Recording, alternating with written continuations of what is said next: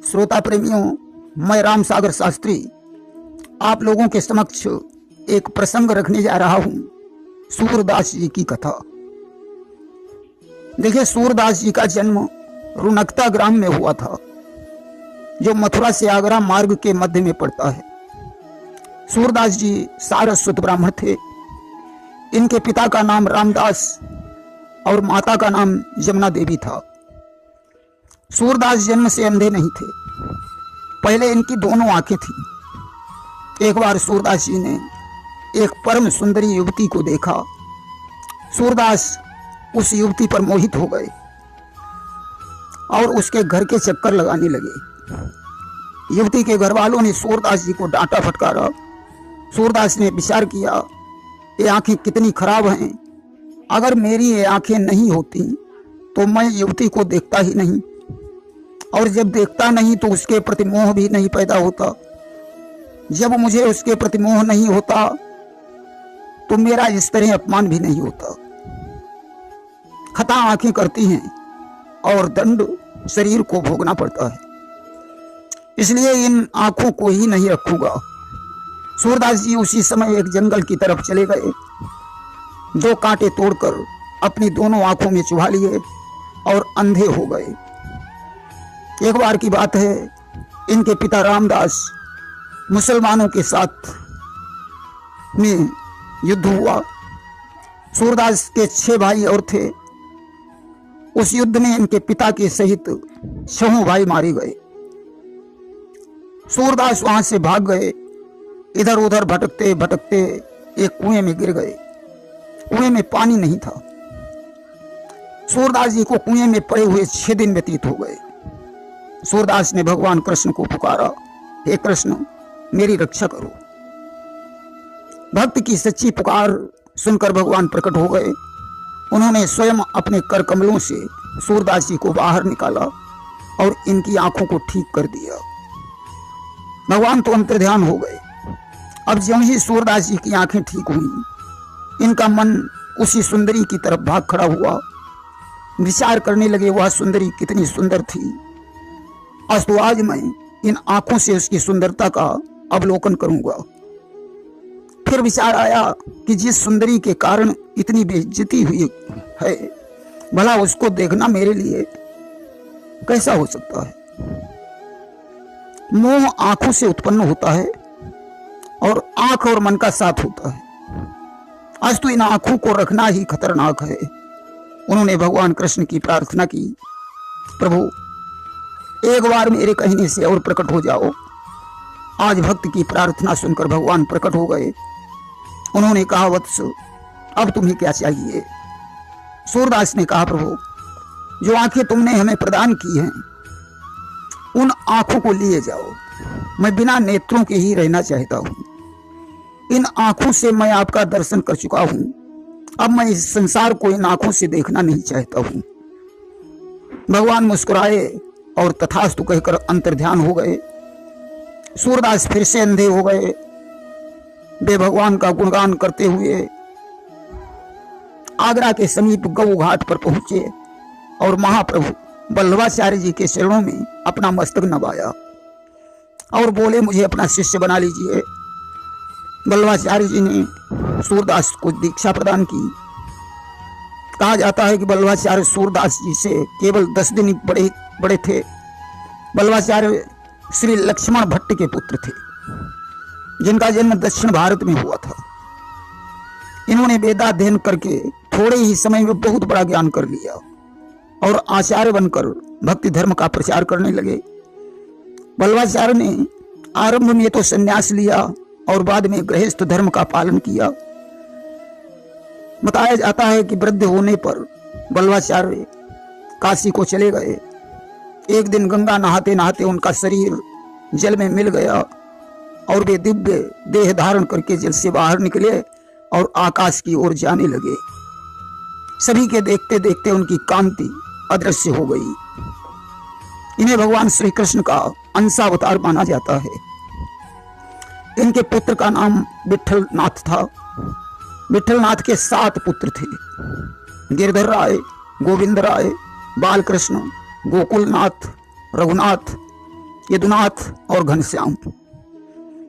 बल्लवाचार्य का तिरोभाव हो जाने के बाद विठलनाथ जी ने सूरदास जी की देखभाल की।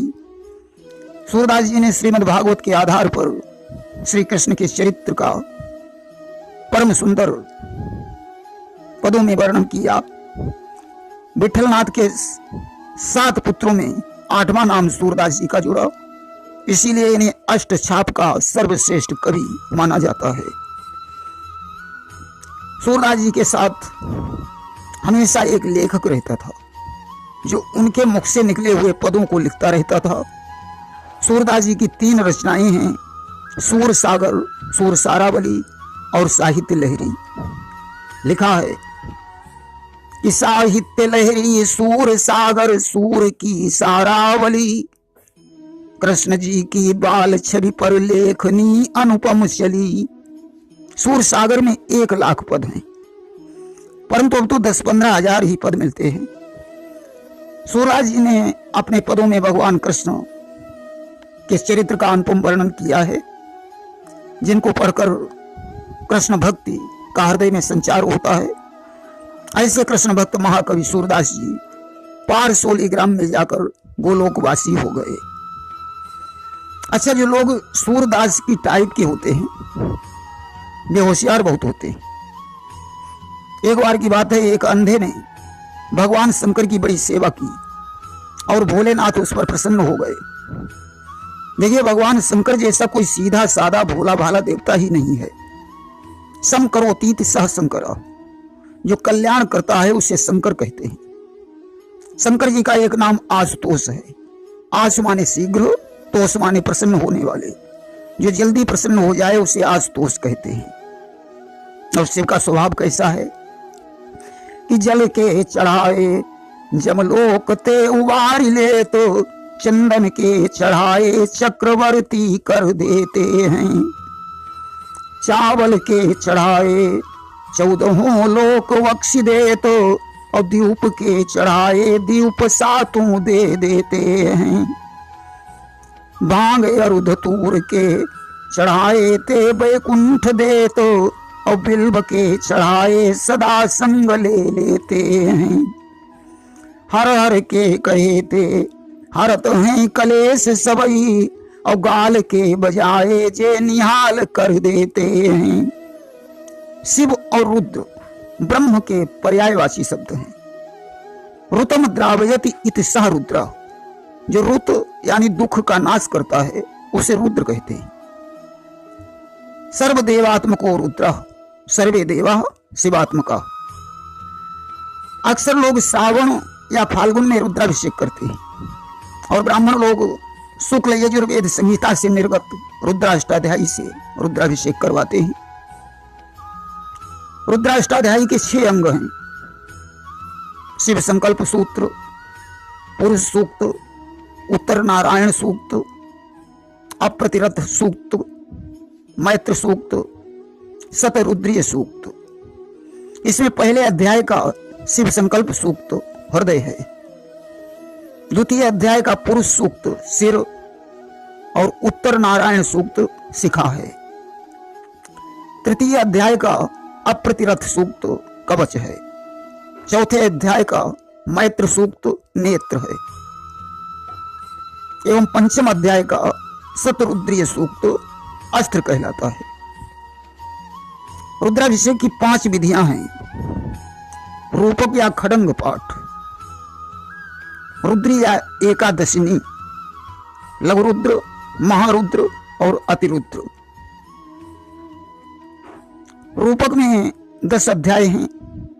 ज्यादातर रूपक अभिषेक विधि को ही अपनाया जाता है। देखिए, वृष्टि हेतु जल से,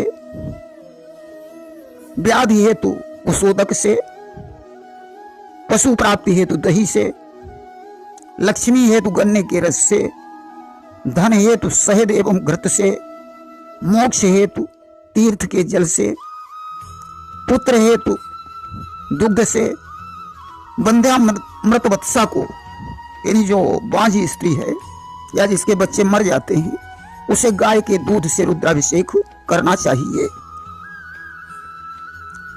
जलधारा से ज्वर शांत होता है, घृत धारा से वंश का विस्तार होता है। प्रमेय या लिकोरिया इस रोग हेतु दूध की धारा से, बुद्धि की जड़ता दूर करने के लिए चीनी के शरबत से, शत्रु के विनाश के लिए सरसों के तेल से, तपेदिक जैसे रोग को नष्ट करने के लिए शहद से, पापों के विनाश के लिए शहद से, आरोग्य हेतु घी से, लंबी आयु के लिए गाय के दूध से, लक्ष्मी हेतु गन्ने के रस से, पुत्र हेतु चीनी के शरबत से अभिषेक करना चाहिए। मंदार की माला, बेलपत्र, भांग और धतूरा, दूर्वासनी पत्र, कमल पुष्प आदि भगवान शंकर को अर्पित करना चाहिए और क्षमा प्रार्थना करनी चाहिए। रुद्राभिषेक कब करना चाहिए और कब नहीं करना चाहिए? देखिए, इष्ट तिथि को 2 से गुणा करें और उसमें 5 का भाग दें। यदि 1 बचता है तो शिव का वास कैलाश पर है, 2 बचे तो गौरी के साथ हैं, 3 बचे तो शिव नंदी पर सवार हैं, 4 बचे तो शिव सभा में हैं, 5 बचे तो शिव भोजन में हैं और 6 बचे तो शिव क्रीड़ा में हैं, 7 यदि बचता है तो शिव शमशान में है। देखिए, 1 में सौख्य, 2 में सुख और संपत्ति की वृद्धि होती है, 3 में अभीष्ट सिद्धि प्राप्त होती है, 4 में संताप का नाश होता है, 5 में पीड़ा पहुंचती है, 6 में कष्ट मिलता है और 7 में मरण होता है। वैसे स्पष्ट रूप से शुक्ल पक्ष में द्वितीया, पंचमी, छठ, नवमी, द्वादशी, त्रयोदशी तिथियां शुभ मानी गई हैं। कृष्ण पक्ष में परवा, चतुर्थी, पंचमी, अष्टमी, एकादशी, द्वादशी, अमावस्या ये तिथियां शुभ मानी गई हैं। हाँ, तो हम आप लोगों को बता रहे थे कि भगवान शंकर कितने भोले वाले हैं कि होते प्रसन्न हो तुम एक बिल्व पत्र ही से, तन पर भस्म रमा कर दौलत लुटाने वाले। आज उस अंधे ने भगवान शंकर की विधिवत पूजा की और स्तुति करने लगा कि गंगा तरंग रमणीय जटा कलापम गौरी निरंतर विभूषित वाम भागम नारायण प्रिय मनंग मदापहारम वाराणसी पुरपतिम भज विश्वनाथम। अब तो साक्षात भगवान शंकर वहां प्रकट हो गए। उन्होंने कहा, वत्स, मैं तुम्हारी भक्ति से प्रसन्न हूं, कोई एक वरदान मांग लो, क्या तुम्हें आंखें दे दूं? बोला, प्रभु आंखें लेकर क्या करूंगा, मैं अंधा ही ठीक हूं। शंकर जी ने कहा, तो क्या धन की इच्छा है, धन दे दूं? अंधे ने कहा, प्रभु धन की भी कोई कामना नहीं है। भगवान शंकर ने कहा, तो क्या पुत्र चाहिए? अंधे ने कहा, प्रभु जब स्त्री ही नहीं तो पुत्र होगा किसके, मुझे तो पुत्र भी नहीं चाहिए। भगवान शंकर ने कहा, तो क्या स्त्री चाहिए? अंधे ने कहा, प्रभु आप भी कैसी बातें करते हो, अरे हमारे जैसे अंधे के साथ कौन अपना विवाह करेगा। भगवान शंकर ने कहा, तो आखिर तुम्हें क्या चाहिए? अंधा विचार करता है कि अगर आंखें नहीं मांगूंगा तो अंधा ही बना रहूंगा, स्त्री नहीं मांगूंगा तो पुत्र कैसे होगा, धन नहीं मांगूंगा तो कंगाल ही बना रहूंगा। वरदान एक ही मांगना है, दूसरा मांग भी नहीं सकता हूं। आज उसने एक ही वरदान में चारों चीजें मांग ली कि अंधा उचारा विनय एक हमारी, कि देखूं मैं आंखों से सुत छत्रधारी। अंधे ने कहा, प्रभु मैं एक छत्रधारी पुत्र अपनी आंखों से देखना चाहता हूं। अब पत्नी नहीं होगी तो पुत्र कहां से आएगा, आंखें नहीं होंगी तो उसे देखेगा कैसे, और जो पुत्र छत्रधारी होगा तो धन दौलत की क्या कमी होगी। भगवान शंकर ने एवमस्तु कह दिया और अंतर ध्यान हो गए। तुलसीदास जी ने विनय पत्रिका में लिखा है कि दानी शंकर सम को नाही, दीन दयाल दिवोई भावे जाचक सदा सुहाई दानी शंकर सम को नाही। इसीलिए ब्रह्मलीन स्वामी महेश्वरानंद जी सरस्वती ने अपनी भजनावली में लिखा है कि सदा शिव चरण कमल मन लाग, मोहनिशा के शोभनिहारे, भोर भयो उठ जाग, सदा शिव चरण कमल मन लाग। और भी कहा गया है कि आदि अनादि अनंत अखंड अभेद यखेद सुभेद बतावे, अलख यगोचर रूप महेश को अजोगी जति मुनि ध्यान न पावे। आगम निगम पुराण सबई इतिहास सदा जिनके गुण गावे, बड़ भागी नर नारी सोई जो सांब सदा शिव को नित ध्यावे। तुलसीदास जी ने कवितावली में लिखा है कि देत संपदा समेत श्री निकेत जाच कनी, भवन विभूति भाग ब्रखबो बहनु है। नाम वाम देव दाहिनो सदा असंग रंग और अर्ध अंग अंगना अनंग को मानु है। तुलसी महेश को प्रभाव भाव ही सुगम और निगम अगम हु को जानिबो गानु है। भेष तो भिखारी को भयंकर रूप शंकर, दयाल दीन बंधु दानी दारिद दानु है। एक बार ब्रह्मा जी अपनी दुहिता संध्या की लावण्य को देखकर मोहित हो गए। उन्होंने उपगमन करना चाहा। संध्या लज्जा से मृगी बनकर भाग खड़ी हुई। ब्रह्मा जी मृग बनकर उसके पीछे दौड़े। इस अनर्थ को रोकने के लिए पिनाक पर बाण चढ़ाकर भगवान शंकर ने छोड़ दिया। बाण से पीड़ित होकर ब्रह्मा मृगशिरा नक्षत्र बन गए। बाण आद्रा नक्षत्र बनकर आज भी उनका पीछा कर रहा है। देखिए, एक बार भगवान विष्णु ने 1000 कमल पुष्प चढ़ाने का निश्चय किया तो एक पुष्प कम पड़ गया। विष्णु ने अपने नेत्र कमल को उखाड़ कर चढ़ा दिया। भगवान शंकर प्रसन्न हो गए और उन्हें चक्र प्रदान किया। आइए ऐसे आशुतोष भोलेनाथ की वंदना करें कि नमामि मीशान निर्वाण रूपम विभुम व्यापकम ब्रह्म वेद स्वरूपम, निजम निर्गुणम निर्विकल्पम निरीहम, चिदाकाशमाकाशवासम भजेहम। निराकार मोकार मूलम तुरीयम, गिरा ज्ञान गोतीतमीशम गिरीशम, करालम महाकाल कालम कृपालम, गुणागार संसार पारम नतोहम। तुषाराद्रिसंकाश गौरम गमीरम, मनोभूत कोटि प्रभा श्री शरीरम। स्फुरन्मौलिकल्लोलिनी चारु गंगा, लसद भाल बालेन्दु कंठे भुजंगा। चलत कुंडलम भ्रू सुनेत्रम विशालम, प्रसन्नाननम नीलकंठम दयालम। मृगाधीश चर्मांबरम मुंडमालम, प्रियम शंकरम सर्वनाथम भजामि। प्रचंडम प्रकृष्टम प्रगल्भम परेशम, अखंडम अजम भानुकोटि प्रकाशम।